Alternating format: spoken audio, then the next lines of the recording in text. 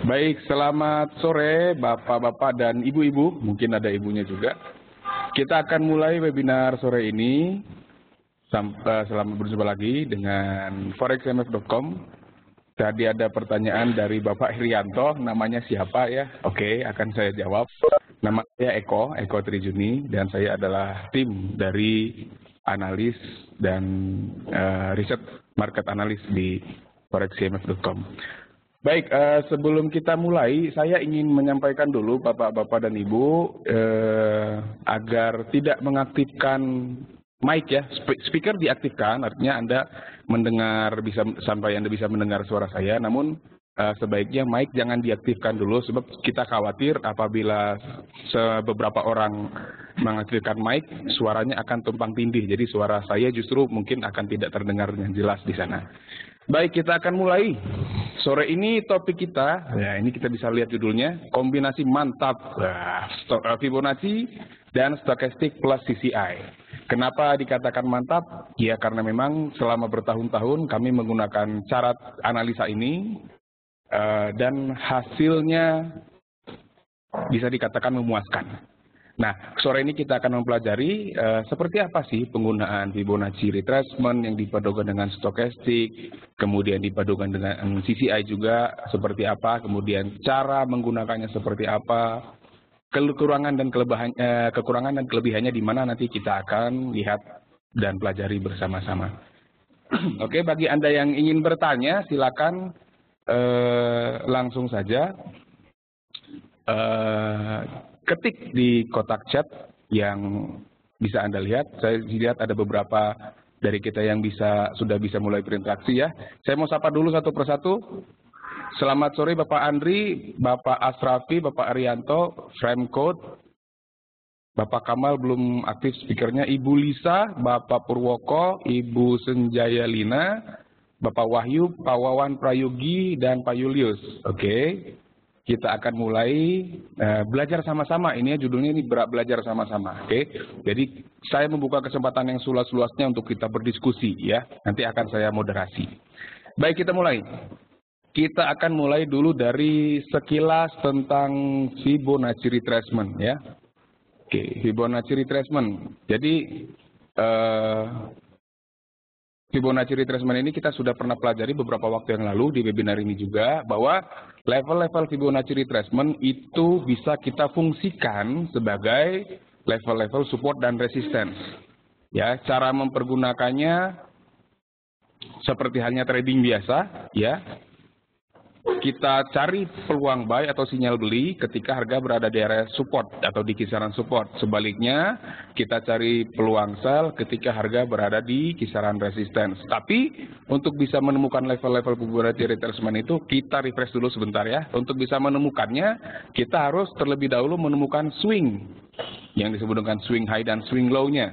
Nah, swing high dan swing low itulah yang kita ambil berdasarkan titik-titik tertinggi dan terendah signifikan. Puncaknya ya, puncak-puncak tertinggi dan terendah signifikan. Oke, saya kira sudah bisa dimengerti sebab kita juga sudah pernah mempelajari Fibonacci retracement di webinar kita ini. Nah, kalaupun ada yang masih meraba-raba, itu nanti bisa kita bicarakan nanti ya. Mungkin bisa juga mengunjungi halaman edukasi kami, di situ ada pembahasan mengenai Fibonacci retracement. Nah, seperti ini ceritanya. Oke, kita bisa melihat, ini saya contohkan beberapa waktu yang lalu, kita anggap pergerakan harganya seperti ini, misalkan naik, berkoreksi, kemudian naik lagi, kemudian ada koreksi lagi. Nah, titik lembah yang ini kita anggap sebagai swing low-nya, sementara yang di atas kita anggap sebagai swing high-nya. Oke, ada pertanyaan dari Bapak. Oh, ternyata sudah banyak interaksi ya. Saya dari Pekalongan, kata Pak Wawan Prayogi. Selamat datang Pak Wawan dari Pekalongan. Nah, dari Pak Wahyu, ini yang saya tunggu-tunggu. Sama, saya juga menunggu-nunggu kesempatan ini. Sungguh berbahagia. Dari Bapak Purwoko, selamat sore juga Pak Purwoko. Pak Herianto mengatakan ini webinar favorit saya, temannya. Terima kasih Pak Herianto. Dari Pak Purwoko, ntar ada soft copy materi nggak buat ikut web seminar atau webinar ya? ada Pak Purwoko, dan itu nanti sebenarnya bukan soft copy. Nanti ini webinar ini kita rekam, nanti kita akan upload di YouTube. Kita upload di YouTube, Bapak bisa cari, kita sudah beberapa kali mengadakan webinar dan sudah kita upload juga. Bapak bisa cari di YouTube dengan kata kunci Forex IMF. Forex IMF, nanti bisa Bapak cari, jadi jangan khawatir. Nanti semua pertanyaan-pertanyaan juga ada lengkap lah, dari awal sampai akhir, nanti kita rekam dan kita publikasikan di YouTube. Oke, kembali ke Fibonacci retracement. Kita sudah tahu swing low-nya, kita sudah tahu swing high-nya, kita tarik Fibonacci retracement-nya. Level-level inilah yang nanti kita jadikan acuan ya atau referensi. Ini ketika harga sedang berada dalam keadaan uptrend. Nah, kalau downtrend sebaliknya, kita tarik dari swing high ke swing low. Oke, seperti ini gambaran Fibonacci retracement-nya. Kita refresh dulu sedikit ya. Ingatan kita tentang Fibonacci retracement ini. Nah, tadi saya mengatakan kalau kita mencari posisi sell atau peluang sell atau sinyal sell, kita tunggu di area referensi resistance-nya. Ketika harga berada dalam keadaan downtrend, misalkan kita sudah tarik Fibonacci retracement-nya, maka area referensi untuk mencari sinyal sell adalah area di antara 38,2 hingga 61,8. Jadi inilah area referensi untuk mencari sinyal sell-nya. Khususnya kita juga memperhatikan area 50% ini. Ya, khususnya kalau dapat sinyal di area 50 bagus, kalau tidak area antara 38,2 sampai 61,8 ini sudah cukup baik. Sebaliknya kalau dia sedang dalam uptrend, kita tarik Fibonacci seperti yang ini tadi. Area referensi untuk mencari sinyal buy yang di bawah pasti area support. Nah, area support untuk Fibonacci retracement ini adalah area sama antara 38,2 sampai 61,8. Nah, ini cukup mudah sebenarnya. Oke. Nah, konsep penggunaan tool yang pertama adalah Fibonacci retracement ini digunakan sebagai alat untuk menentukan level support dan resistance. Dengan kata lain, kita bisa pergunakan untuk mencari level entry-nya. Entry-nya di mana, buy-nya di mana, sell-nya di mana, kemudian exit-nya juga di mana. Sudah buy nanti di close-nya di berapa, di level sekitar berapa. Kalau sudah sell nanti di level sekitar berapa juga di close-nya. Kemudian CCI, ya kita kan gunakan Fibonacci, CCI sebagai indikator arah digunakan sebagai referensi waktu yang tepat dalam pengambilan keputusan entry dan juga exit. Kita sudah tahu bahwa yang namanya CCI juga bisa memberikan sinyal buy dan sinyal sell. Sama, nanti kita akan pergunakan itu juga. Konsepnya seperti itu, jadi Fibonacci retracement-nya untuk cari area referensinya, di mana supportnya, di mana resistance-nya. Kemudian CCI itu sebagai triggernya, salah satu triggernya. Demikian juga dengan stochastic oscillator yang juga dipergunakan sebagai penentu momen atau waktu yang tepat. Kapan kita sebaiknya mengambil posisi sell, kapan kita sebaiknya mengambil posisi buy, dan sebagainya. Juga kapan kita close posisinya kalau sudah buy. Kalau kita sudah sell, kita close di mana. Seperti itu. Jadi konsepnya seperti ini penggunaan toolsnya, tapi jangan lupa bahwa secanggih apapun sistem trading kita, secanggih apapun analisa kita, tanpa didukung oleh money management yang pas, yang tepat, sesuai dengan kekuatan modal kita, sesuai dengan karakter trading kita, itu tidak akan gunanya. Tidak akan ada gunanya maksud saya. Jadi walaupun secanggih apapun, indikatornya canggih, indikatornya komplit, tapi ketika kita trading money manajemennya jelek, ya hasilnya kemungkinan besar, bahkan sangat mungkin akan jelek juga. Ya, jadi money management ini sangat penting. Jadi kalau kita entry buy berapa lot, kalau kita punya stop loss secara teknikal, kita bisa lihat stop lossnya secara teknikal 50 atau $500 misalkan. Untuk per lotnya, nah berapa lot yang boleh kita ambil sesuai dengan modal yang kita punya. Seperti itu.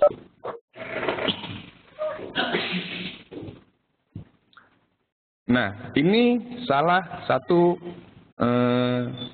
cara menggunakan toolnya ya. Ini kita ambil misalkan dalam contoh yang digambar ini, kita bisa melihat bahwa pergerakan harga emas yang diambil di contoh ini berada dalam uptrend ya. Kita sudah bisa lihat uptrend-nya, kemudian kita bisa tarik Fibonacci retracement-nya.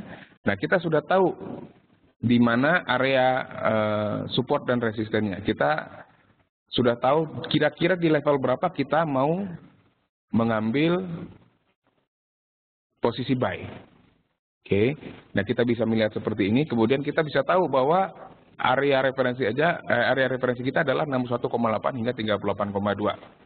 Nah, kita bisa lihat di sini, sebenarnya area stopnya bukan di sini, melainkan di bawah ini ya, di bawah 38,2. Nah, area acuan kita adalah area antara 61,8 hingga 38,2. Kita bisa lihat harga emas terkoreksi, kebetulan dia ke trendline juga, kemudian harganya juga sudah berada di kisaran area referensi ini, ya. Di saat yang sama, stokastik kasih sinyal bullish, CCI juga kasih sinyal bullish. Nah, berarti pada saat itulah kita bisa mengambil posisi buy. Oke, seperti ini cara penggunaannya. Konsepnya seperti itu kira-kira. Nah, sekarang kita akan masuk ke hal-hal yang lebih detail lagi. Yang detailnya adalah yang pertama, kita yang sebelum melakukan analisa atau sebelum mengambil keputusan, kita lihat dulu. Selalu kita yang melihat, pertama kali yang kita lihat adalah selalu trennya dulu. Trennya up atau down? Oke, selamat datang Ibu Nurmila. Tidak apa-apa, silakan.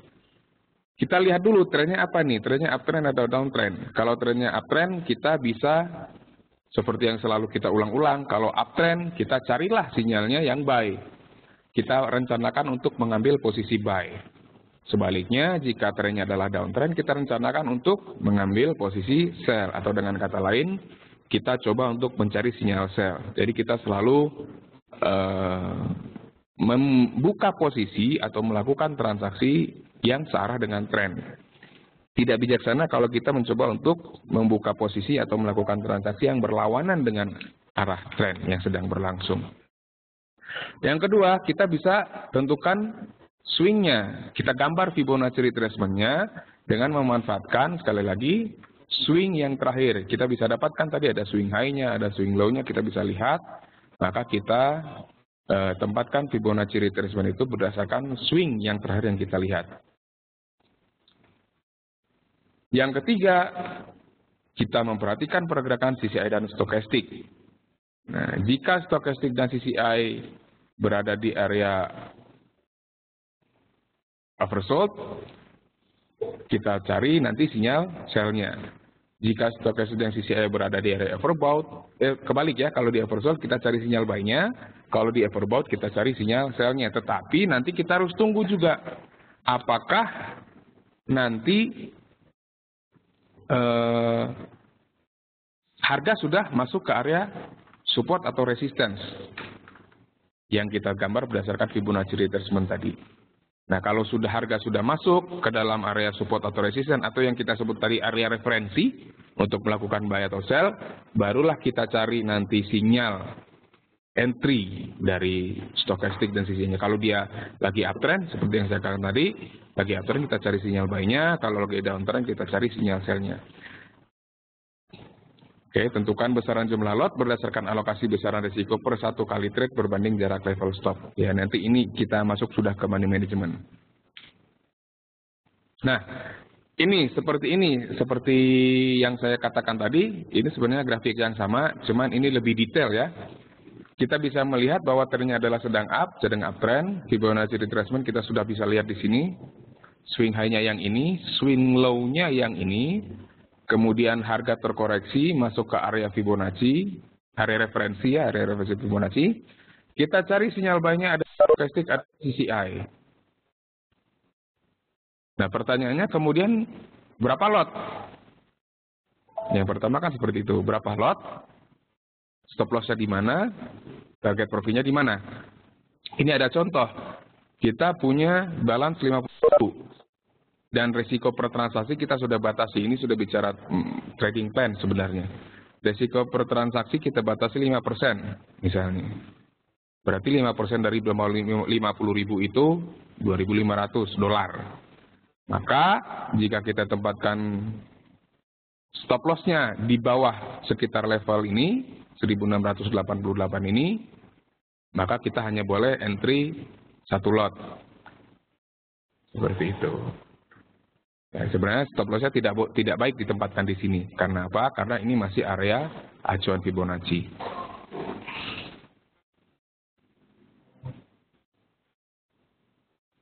Oke, penggunaannya seperti ini. Entry buy pada kondisi seperti berikut.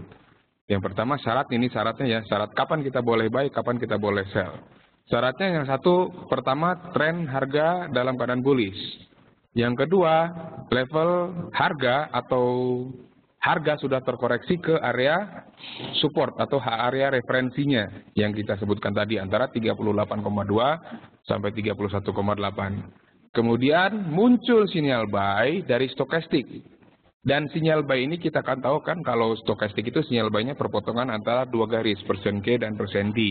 Tetapi sinyal yang baik adalah sinyal buy yang muncul ketika stokastik berada dalam kondisi oversold. Kemudian kita juga harus tunggu sinyal dari CCI. Nah, jika kedua sinyal ini sudah terkonfirmasi, dari stokastik ada sinyal, dari CCI pun ada sinyal, kita ingat bahwa sinyal buy dari CCI adalah ketika dia naik dari area oversold, naik ke atas, cross ke atas level 100 CCI-nya. Barulah kita boleh melakukan atau membuka posisi buy. Nah, kalau aturan untuk posisi sell-nya atau entry sell-nya, tentu sebaliknya. Yang pertama, tren harus bearish atau downtrend. Kemudian, harga sudah terkoreksi ke area referensi atau area resistance. Baru kita tunggu sinyal sell dari stokastik dan CCI-nya. Oke, baru kita boleh sell. Kalau tidak ada syarat-syarat ini, tidak boleh sell. Kalau tidak ada syarat-syarat yang di atas ini, tidak boleh buy. Demikian. Nah, ini kita akan praktekkan langsung. Kalau tadi kan kita hanya melihat gambarnya saja. Sekarang kita mau praktekkan langsung. Coba kalau kita lihat di chart itu seperti apa bentuknya. Ya, kita akan coba di chart yang sesungguhnya.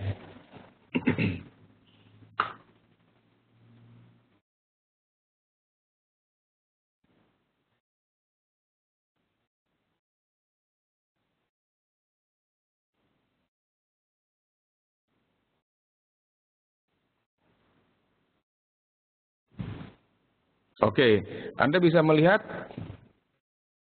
ini adalah chart USD terhadap Swiss franc. Kita coba lihat di chart 1 jam. Oke, kita bisa melihat, wah kebetulan ini belum terbentuk swing ya. Nah, ini triknya di sini, Bapak-Bapak dan Ibu sekalian. Saya akan kasih sedikit trik. Kalau tadi saya mengatakan bahwa ini kita anggap trennya adalah, atau biasnya adalah bullish. Ini kita anggap biasnya ada bullish. Tadi saya mengatakan bahwa kita mencari swing yang terakhir. Swing yang terakhir itu kan kalau DB turun, berhenti, balik arah. Itu swing. Kalau dia naik pun, dia berhenti, balik arah. Itu juga swing. Nah, sekarang kita belum bisa melihat swing high-nya, benar? Swing high-nya di mana kita belum bisa lihat. Sementara swing low-nya kita bisa lihat ada di sini. Swing low-nya kita bisa lihat ada di sini. Swing high-nya kita bisa lihat ada di sini. Pertanyaannya, belum ada swing high-nya malah ya, maaf. Pertanyaannya, apakah kita sudah bisa menarik Fibonacci retracement-nya sekarang? Jawabannya sebenarnya belum, karena belum ada swing-nya yang high, swing high belum ada, belum terlihat. Namun, dalam melakukan analisa teknikal menggunakan Fibonacci retracement, ada triknya bahwa kita boleh untuk sementara berasumsi bahwa titik yang tertinggi ini, ya, jadi titik yang tertinggi ini itu bakal menjadi swing high. Oke, bakal menjadi swing high. Atau ada kemungkinan dia akan jadi swing high. Nah, maka kita bisa menarik atau menggunakan acuan low dan high ini sebagai acuan untuk menarik Fibonacci retracement. Seperti itu. Ingat bahwa swing high-nya belum terbentuk. Dengan demikian, apabila ternyata nanti justru harga bergerak naik terus, maka si Fibonacci retracement ini harus kita sesuaikan. Kalau harganya makin naik, ya kita sesuaikan. Misalkan dia naik ke sini, kita sesuaikan Fibonya tarik ke situ. Makin naik lagi, sesuaikan lagi. Seperti itu. Karena kita tidak memprediksi, kan? Kita tidak memprediksi kemana harga akan berat. Tapi kita memperkirakan kapan kita masuk posisi buy atau sell. Nah, contohnya seperti ini. Kita bisa berasumsi di sini. Maka kita sudah bisa lihat area referensi kita adalah antara 38,2 sampai 61,8 di sini lebih kurang. Nah, selanjutnya yang perlu kita lakukan adalah kita tunggu harganya sampai terkoreksi ke area sini, ke area referensi ini, baru kemudian kita cari sinyal buy dari stokastik dan CCI-nya. Nah, untuk sekarang kita melihat bahwa stokastik dan CCI masih berada di area overbought kedua-duanya. Nah, untuk sementara kalau seperti ini keadaannya kita harus ngapain? Kita tidak ngapa-ngapain. Kita tunggu saja sampai harganya melakukan koreksi sampai ke area referensi ini, baru kita cari sinyal buy-nya. Seperti itu. Nah, tapi ada trik lagi nih menggunakan Fibonacci retracement. Kalau saya, ketika dia biasnya bullish, saya tidak menarik Fibonacci retracement-nya dari bawah ke atas. Melainkan saya tarik dari atas ke bawah. Dari yang high-nya ke yang low-nya seperti ini. Kalau kita lihat nanti level-level Fibonacci yang 176,4, 1,8 sampai 0 itu sebenarnya tidak berubah. Kita bisa buktikan di sini. Kalau kita tarik dari bawah ke atas, level-level tersebut tidak berubah, sama saja. Ya kan? Sama saja. Nah, mengapa saya menariknya terbalik? Karena kalau saya menariknya terbalik, saya bisa melihat kalau harga tembus ke atas level 0.96061 ini, kira-kira level resisten selanjutnya di mana? Saya bisa melihat level-level ini. 123,6, 138,2, dan level 150. Angkanya juga saya bisa lihat 0.96452, 0.96694, dan 0.96890. Saya bisa lihat seperti itu kalau saya tariknya terbalik. Tetapi itu tergantung dari masing-masing orang juga. Kalau ada trader yang tidak tertarik atau tidak berniat untuk mengetahui kemana harga akan bergerak selanjutnya, dia tidak perlu menarik Fibonacci retracement terbalik. Dia tinggal menarik Fibonacci retracement-nya sesuai dengan teori yang ada. Sudah cukup seperti itu. Nah, karena memang pada dasarnya penggunaan Fibonacci retracement ini adalah menunggu koreksi sampai ke area referensi, baru ambil atau buka posisi di situ, kita akan buy dengan target yang pertama di sini, di 23,6, target terakhirnya di level 0-nya.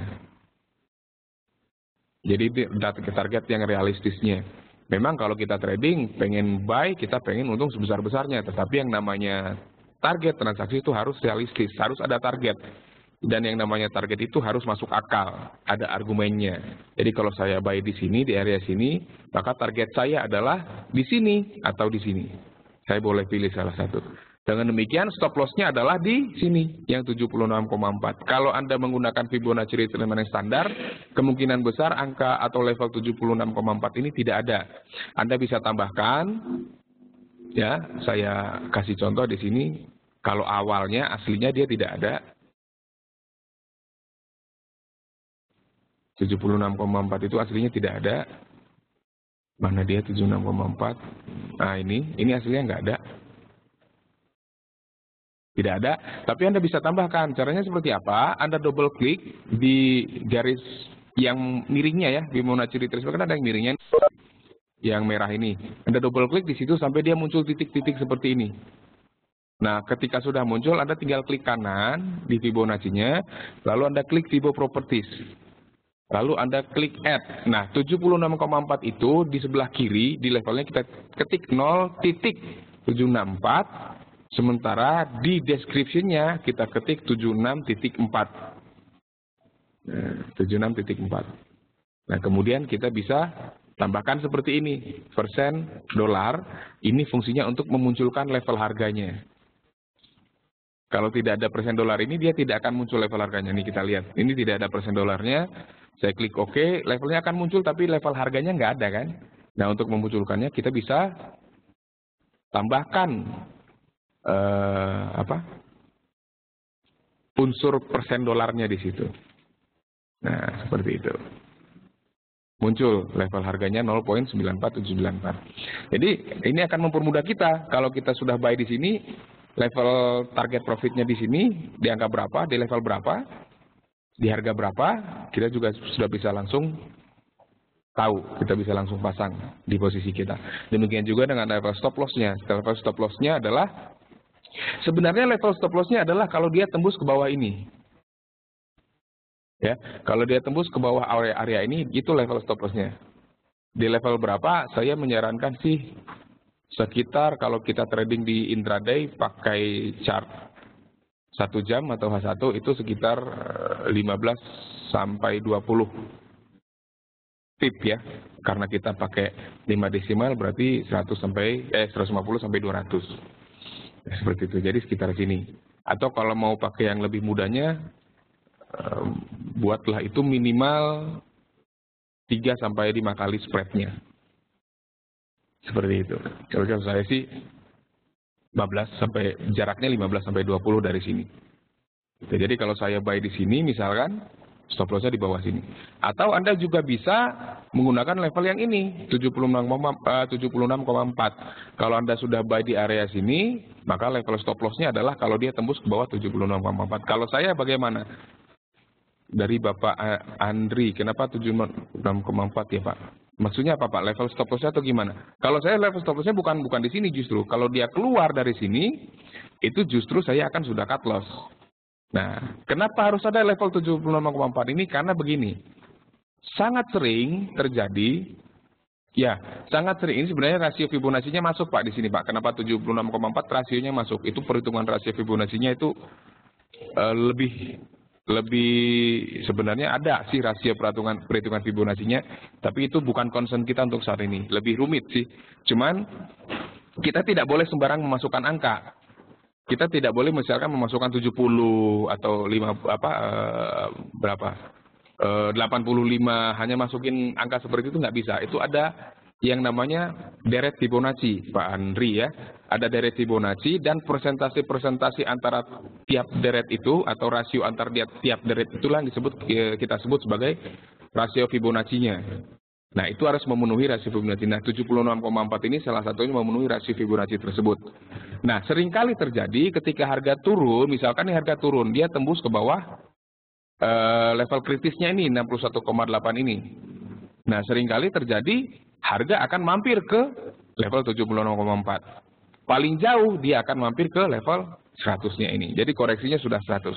Nah, teorinya jika koreksinya sudah melebihi level 60%, koreksinya sudah lebih dari 60%, itu kemungkinan besar akan terjadi reversal atau pembalikan arah. Kemungkinan akan terjadi pembalikan arah. Itulah kenapa saya tadi katakan bahwa saya stop loss-nya tidak akan di sini. Kalau saya begitu dia tembus ke bawah 61,8 ini, jarak antara 15 sampai 20 pip, itu saya sudah cut loss. Jadi level stop loss saya tempatkan di sini kalau saya buy. Sementara level targetnya di sini, paling jauh di sini. Seperti itu. Nah, begitu Pak Andri, mudah-mudahan bisa menjawab. Nah, kemudian kita coba cari yang di tren yang sebaliknya ya. Kalau itu kan tadi ketika di Swiss franc kita lihat dia bullish, kalau di euro dia bearish seperti ini. Sama konsepnya, ini MA-nya saya hilangkan dulu. Sama konsepnya kita tarik seperti ini. Maka nantinya kita akan mencoba untuk mencari mencari sinyal sell di area ini. Nah, uniknya adalah kalau kita menggunakan Fibonacci retracement, level-level atau area referensi ini itu sangat sering bertepatan dengan level-level support dan resisten kalau kita mencarinya secara klasik, atau artinya dengan menggunakan pergerakan harganya, chartnya. Di sini dan di sini kan kita ambilnya. Ya, ini ternyata dia resisten di sini. Seperti itu. Jadi kenapa kalau kita sudah pakai Fibonacci retracement, sebenarnya kita tidak perlu lihat ke belakang lagi, karena saya bisa katakan kemungkinan besar akan ketemu level support dan resisten di situ. Dan dalam hal ini kita beranggapan kan ini kan area resistennya. Karena area resisten kita jadikan referensi untuk sell. Maka kita bisa lihat bahwa ternyata levelnya itu sama dengan yang di sini. Nah, demikian. Suaranya kok terputus-putus? Waduh, kalau suaranya terputus-putus, sepertinya ada masalah dengan koneksi internet, Pak. Saya tidak tahu apakah koneksi internet di saya atau di Bapak, saya nggak tahu. Kalau ternyata suara terputus-putus didengarkan oleh semua orang, kemungkinan di internet di internet saya. Tapi kalau hanya Pak Erianto yang sulit mendengar suara saya, kemungkinan di Pak Erianto saja. Dari Pak Purwoko katanya lancar, Pak. Berarti kemungkinan ada kendala sedikit di koneksi internet kita, Pak. Oke, dari Pak Wahyu juga lumayan lancar katanya. Nah, di Pak Roni juga suaranya hilang. Sorry, saya cek dulu sebentar ya. Saya cek sebentar. Pak Andri, Airichan. Di Pak Roni suaranya hilang ya, Pak ya? Di Pak Andri lancar. Berarti ada kemungkinan di internet yang Pak Rudi atau Pak Erianto mungkin yang sedang ada masalah. Ya mungkin seperti itu. Bukan karena di Padang mungkin saya nggak tahu Pak. Mungkin memang ada sedikit masalah di internet Bapak ya. Oke, kita lanjutkan saja. Nah, ini sebenarnya konsep penggunaannya seperti ini. Jadi sebenarnya cukup sederhana sih sebenarnya. Yang pertama kita tinggal harus tahu bagaimana cara menggambar Fibonacci retracement-nya. Yang kedua kita tinggal cari sinyal dari stokastik dan CCI. Nah, di tempat Ibu Feti juga tidak ada masalah. Jadi lancar ya. Nah, kalau bisa saya tarik garis besar adalah bahwa pertama, dengan menggunakan sistem atau analisa seperti ini, yang pertama kita harus tahu trennya, atau kalau kami di sini sering menggunakan istilah bias, ya. Bias itu sama dengan kecenderungan. Jadi kalau kami mengatakan biasnya bullish, berarti kecenderungan untuk hari itu adalah bullish. Biasnya bearish, berarti kecenderungan pergerakan harga untuk hari itu kemungkinan besar adalah bearish. Seperti itu. Yang pertama kita harus tahu itu dulu, bullish atau bearish, up atau down. Yang kedua, kita harus bisa menarik Fibonacci retracement-nya dengan tepat. Yang ketiga, barulah kita cari sinyalnya dari stokastik dan CCI. Ingat bahwa sinyal dari stokastik dan CCI ini harus, yang muncul ya, harus searah dengan biasnya tadi. Jadi kalau bias kita bearish, ya kita cari sinyal selnya seperti di euro saat ini. Biasnya bearish, kita cari sinyal sel di area referensi Fibonacci yang sudah saya kasih kotak berwarna oranye itu, di highlight. Nah kalau di Swiss franc tadi sebaliknya. Ketika biasnya bullish, ini kan sekarang biasnya bullish. Nanti kita coba cari sinyal buy kalau harga sudah terkoreksi ke area referensi tersebut. Nah, tentu setiap teknik analisa, setiap teknik trading atau sistem trading punya kelemahan dan kelebihan. Salah satu kelemahan cara yang saya pakai ini adalah bahwa ini kelemahan Fibonacci pada umumnya sebenarnya ya, bahwa Fibonacci retracement atau teknik analisa dengan Fibonacci retracement ini kemungkinan besar tidak akan bekerja dengan baik apabila market atau pasar bergerak dalam kondisi sideways. Jadi kalau dia sedang uptrend, sedang downtrend, menggunakan Fibonacci retracement sangat baik, sangat bagus. Tetapi ketika pasar bergerak dalam keadaan sideways, saya bisa mengatakan bahwa teknik seperti ini kurang bisa bekerja dengan baik. Maka seperti yang saya katakan tadi, pertama kali kita mau trading, kita harus kenali dulu trennya. Uptrend atau downtrend. Nah, khusus untuk sistem yang saya bicarakan ini, yang kita bahas ini, tidak bisa bekerja dengan baik apabila pasar bergerak dalam keadaan sideways. Jadi harap hati-hati. Kalau pasarnya sedang sideways, saya ambil contoh misalkan di Aussie misalkan ya. Di Aussie 1 jam seperti apa? Kalau tadi sih saya ngelihatnya sideways, nggak tahu kalau sekarang. Oh ini sudah turun ya? Oh bukan di 1 jam. Contoh misalnya nih bukan di sini, di pound sterling ya, di 4 jam. Di pound sterling 4 jam.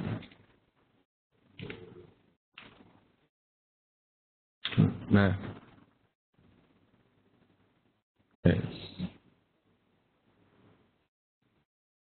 Nah kalau seperti ini kan kita bisa lihat bahwa pergerakan harganya ini bukan uptrend, bukan downtrend. Ingat ya, kita kan ingat kan, kalau yang namanya uptrend, puncak makin tinggi, lembah makin tinggi. Downtrend, puncak makin rendah, lembahnya makin rendah. Sementara ini puncaknya makin rendah, lembahnya makin tinggi. Berarti kita bisa menyimpulkan ini bukan uptrend, ini bukan downtrend, ini sideways. Kalau dalam keadaan seperti ini kita paksakan menggunakan Fibonacci retracement, sebenarnya tidak bijak. Karena sistem dengan menggunakan Fibonacci retracement tidak bisa bekerja dengan baik pada saat keadaan pasar sideways. Tapi untuk stokastik dan CCI justru kebalikannya.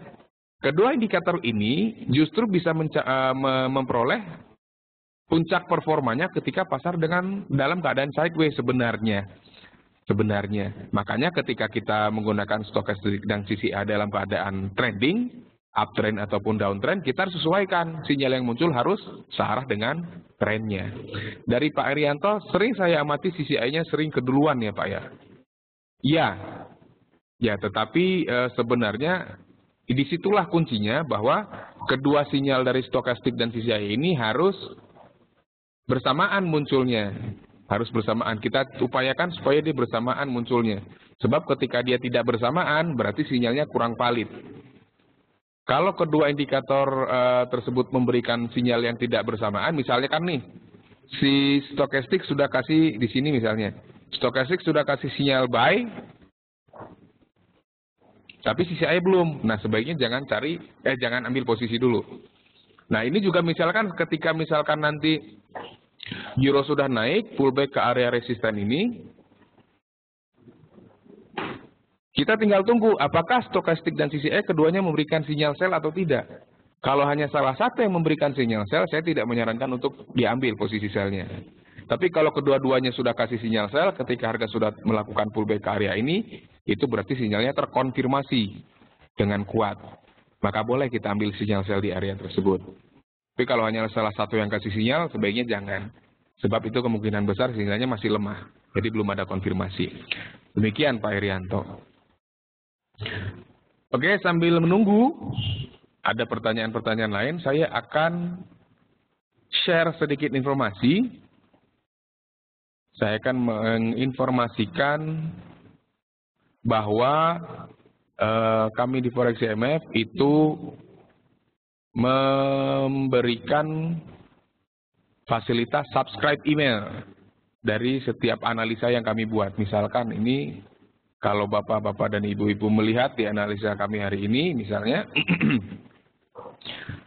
nah ini ada fasilitas subscribe now. Kalau Anda sudah subscribe, Anda klik subscribe misalkan, Anda tinggal isi nama Anda di sini, Anda isi alamat email, kemudian Anda pilih layanan apa yang akan Anda inginkan. Misalnya Anda pilih analisa forex harian misalkan, maka nanti setiap kami sudah mengupdate analisa forex setiap hariannya, analisa itu akan dikirim ke email Anda. Nah, kemudian selain itu kita juga punya yang namanya analisa mingguan. Kita punya analisa mingguan atau analisa forex mingguan istilahnya. Kita punya di sini, Anda bisa lihat juga di sini.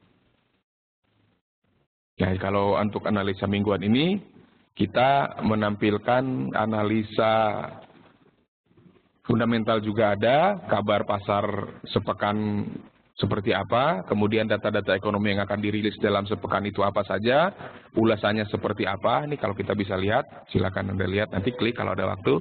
Dan ada beberapa analisa teknikal, tapi tidak semuanya. Saya hanya biasanya mengupload 2 analisa teknikal untuk forex, 1 analisa teknikal untuk emas, dan 2 analisa teknikal untuk indeks saham Asia. Nikkei Hang Seng atau Nikkei Kospi atau Hang Seng Kospi seperti itu. Ini setiap hari Senin ada. Setiap hari Senin. Dari Pak Purwoko, pakai time frame berapa? Nah, sebenarnya sistem yang saya sampaikan tadi bisa dipergunakan di time frame manapun Pak Purwoko. Kebetulan saya menggunakan contoh di time frame 1 jam di sini. Karena kalau kita tradingnya analisanya harian atau intraday, kita trading intraday atau jangka pendek, saya menyarankan memakai time frame 1 jam. Tetapi kalau Anda ingin melakukan untuk jangka yang lebih panjang, misalkan 1 minggu, Anda bisa pakai time frame 4 jam. Intinya semakin tinggi time frame yang kita pakai, maka semakin panjang jangkauan waktunya. Kalau kita pakai daily, berarti kita menggunakan analisa atau melakukan analisa untuk transaksi selama paling tidak 1 bulan ke depan. Weekly setidaknya beberapa bulan ke depan, bisa sampai 1 tahun. Kalau monthly bisa sampai 2 atau 3 tahun ke depan kita bisa pakai analisanya. Seperti itu. Nah, kalau saya, karena saya adalah trader intraday, trader jangka pendek, saya short term trader, saya lebih suka menggunakan time frame 1 jam. Untuk sistem analisa menggunakan Fibonacci, stokastik, dan CCI ini. Demikian Pak Purwoko.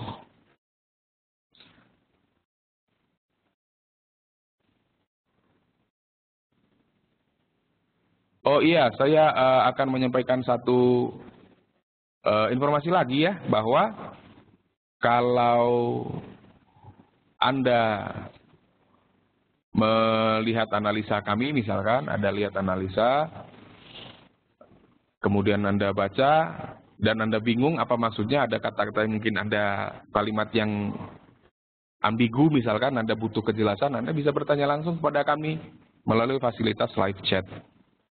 Itu ya, kalau ada bingung, ada pertanyaan, bisa arahkan personal dari sini dan klik live chat. Nanti akan tersambung dengan kami.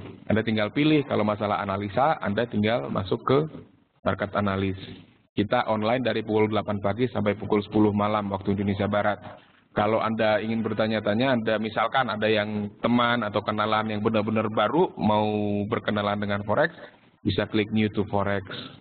Kalau Anda nasabah, Anda memiliki pertanyaan mengenai withdrawal atau deposit atau hal-hal yang terkait dengan aktivitas trading sehari-hari, Anda bisa tanya ke customer support yang buka 24 jam sehari. Nah, seperti itu Pak. Dari Ibu Feti, tidak perlu menggunakan trendline ya Pak? Ini pertanyaan yang sangat luar biasa dari Ibu Feti. Saya bisa katakan, bisa ya bisa tidak.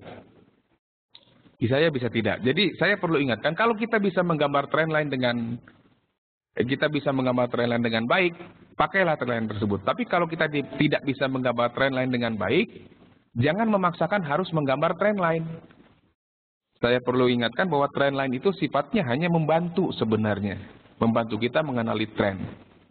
Pada dasarnya kita bisa mengenali tren dengan melihat pergerakan puncak-puncak dan lembah-lembahnya yang seperti ini tadi. Ketika puncaknya makin tinggi, lembahnya makin tinggi, puncaknya makin tinggi, itu uptrend. Seperti itu. Kalau bisa gambar trendline-nya. Tapi kalau tidak perlu dipaksakan, Ibu Feti. Dari Bapak Asrafi, fitur live chat juga gratis Pak? Iya gratis, Anda bisa coba Pak. Untuk sementara ini masih kita gratiskan Pak. Seperti itu. Anda silakan coba Pak. Dari Arichan, boleh sambil nak? Iya Pak. Maaf, saya masih kurang mengerti pertanyaan.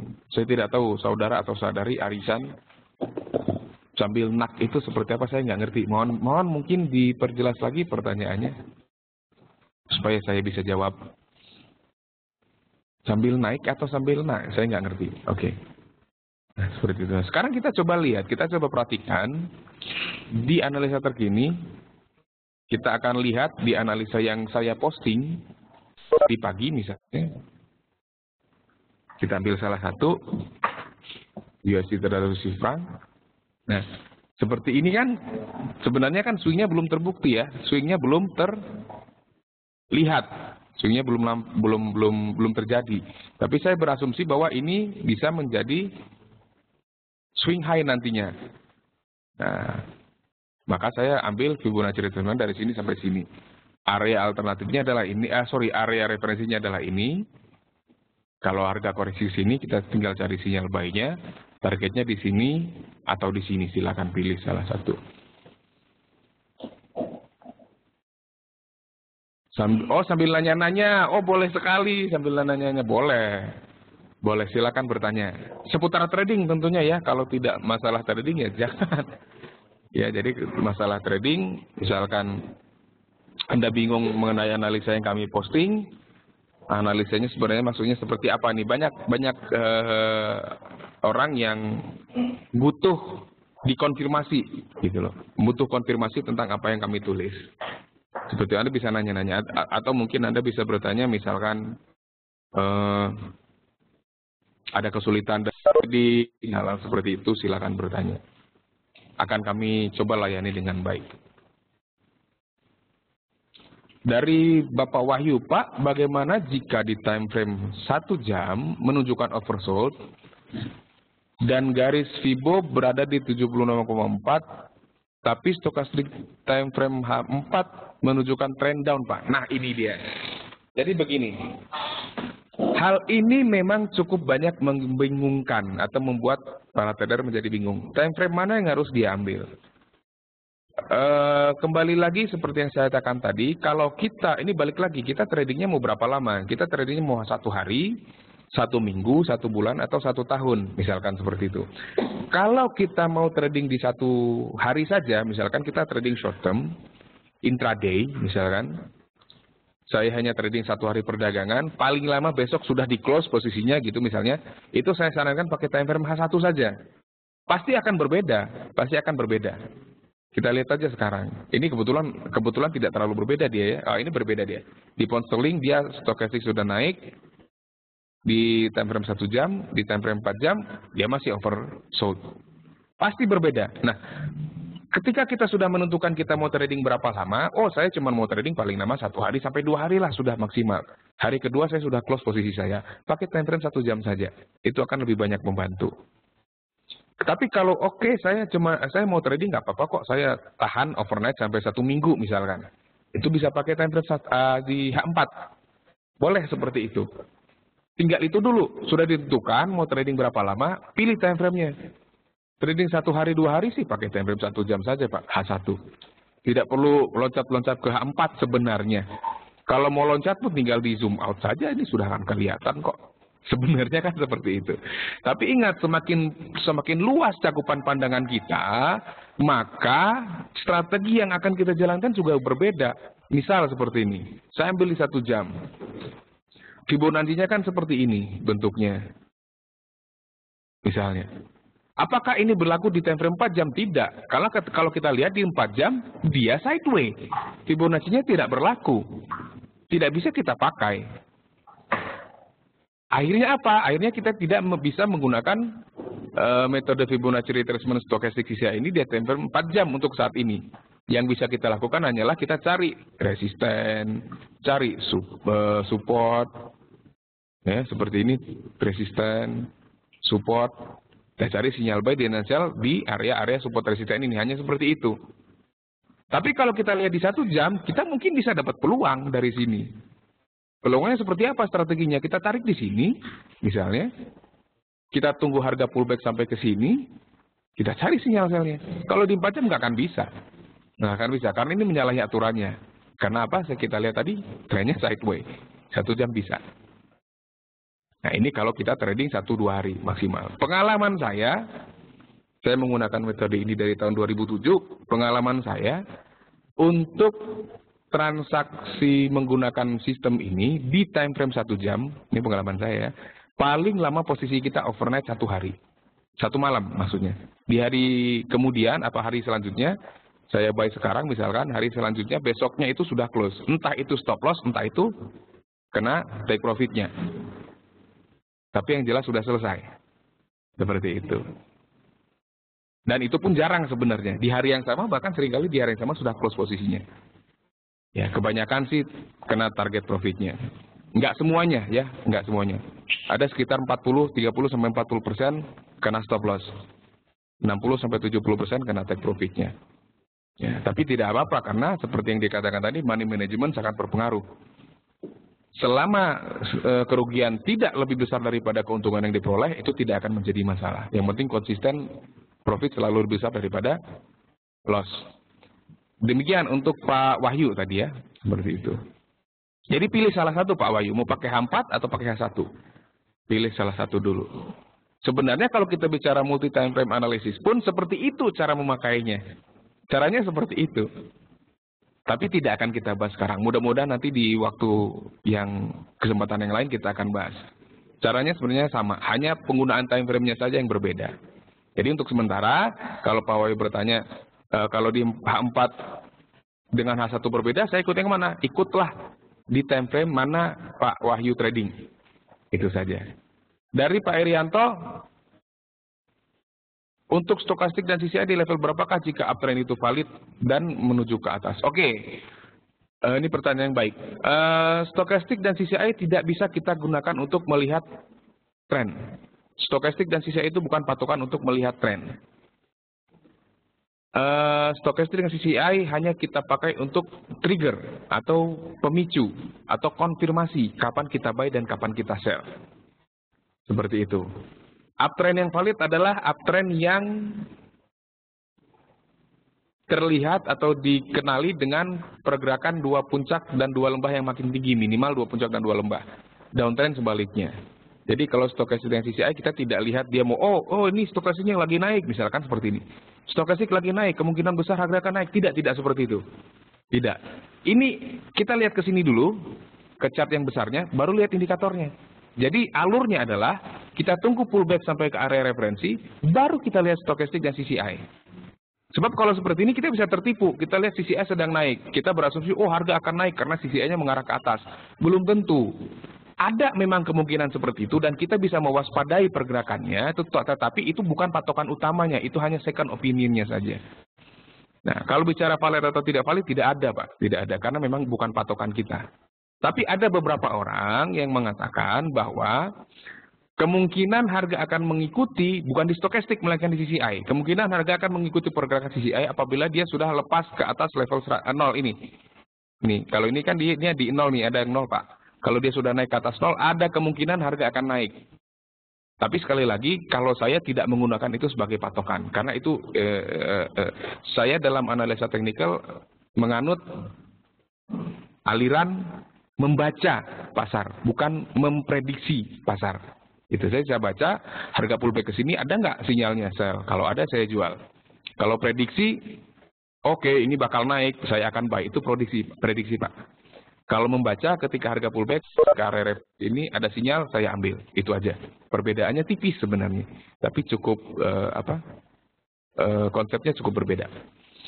Dari Arichan, jadi untuk TFA4 untuk ya. Jadi H4 itu untuk mingguan sebenarnya. Minimal ya, bisa lebih panjang bisa. Tapi minimal dia 1 minggu. Untuk trading dengan time frame H4. Itu MA berapa Pak? MA yang dipakai ini MA 20 dan 50 kalau yang kami pakai di forexcmf.com. Kita belum akan membahas itu. Tapi yang jelas kami menggunakan 20 dan 50 moving average-nya. Dari Pak Wahyu, baik Pak, terkadang saya sering dibingungkan pada time frame akhirnya persis Pak. Akhirnya jadi bingung. Jadi kalau kita jadi bingung, kita mau ikut yang mana? H4 kok beda dengan H1? Belum lagi kalau kita lihat M15, belum lagi kalau kita lihat M5, 5 menit atau 15 menit kan, itu sangat berbeda. Jadi kita bisa jadi bingung. Jadi saran saya, pergunakanlah time frame mana yang Anda gunakan untuk trading. Tujuannya apa? Supaya tidak bingung. Kenapa? Kalau kita bingung, kita jadi ragu-ragu mau masuk pasar. Padahal sebenarnya tadinya benar gitu. Kita lihat satu ada sinyal sell, kok di sinyal di H4-nya sinyalnya buy. Mau pakai yang mana? Jadi bingung. Nggak jadi masuk. Ternyata dalam 2-3 jam atau 5 jam kemudian harga benar-benar turun. Gitu. Tapi mungkin bisa saja 2-3 hari kemudian harga beneran naik, ngikutin yang H4 gitu kan, jadi bingung kita. Jadi kita tetapkan dulu kita mau trading berapa lama nih. 1 hari, 2 hari pakai H1. 4 hari, 5 hari, 1 minggu, atau mungkin 2 minggu, pakai H4. Sampai 1 bulanan, pakai daily. Mau 2-3 bulan, atau 1 tahun, pakai weekly. Mau lebih dari 1 tahun, pakai monthly. Gitu aja. Dari Pak Wawan Prayugi, settingan stokastik CCI standar dari MT4 apa disetting lagi Pak? Kalau saya menggunakan yang standar Pak. Menggunakan yang standar. Dulu memang saya coba coba ulik-ulik ya, pakai hitungan-hitungan yang ngejelimet lah istilahnya. Tapi pada akhirnya balik lagi ke settingan standar, karena ternyata pada gilirannya saya meyakini bahwa settingan standar itu pasti atas alasan tertentu oleh si pembuatnya. Dia punya alasan tertentu pasti, dan ternyata memang demikian. Yang standar tidak lebih buruk daripada yang custom. Jadi pengalaman saya seperti itu. Cukup lama saya menggunakan sistem ini. Dari Will, jika tidak pullback kita tidak ambil posisi ya Pak. Betul. Jika tidak pullback kita tidak ambil posisi. Atau jika tidak ada koreksi. Atau intinya kalau harga tidak berada di area referensi, tidak berada di area referensi sell atau tidak berada di area referensi buy juga, sebaiknya tidak ambil posisi. Nanti tapi dalam perkembangannya Anda boleh-boleh saja memanfaatkan breakout. Tapi itu tidak akan kita bahas sekarang. Karena itu memang bukan itu teori asalnya bukan seperti itu. Dari Wahyu satu lagi Pak, dan ini mungkin pertanyaan terakhir ya, karena ini sudah tinggal 2 menit lagi kita harus menutup webinar kita sore ini. Satu lagi Pak, untuk meminimalisir floating saat open posisi ya, di time frame 1 jam, boleh ya Pak, saya lihat di TF yang lebih rendah, jika modal sedikit. Walaupun sistem manajemennya sudah diatur, hanya untuk meminimalisir saja Pak OP yang tepat. Itu sudah bicara trik sebenarnya Pak Wahyu.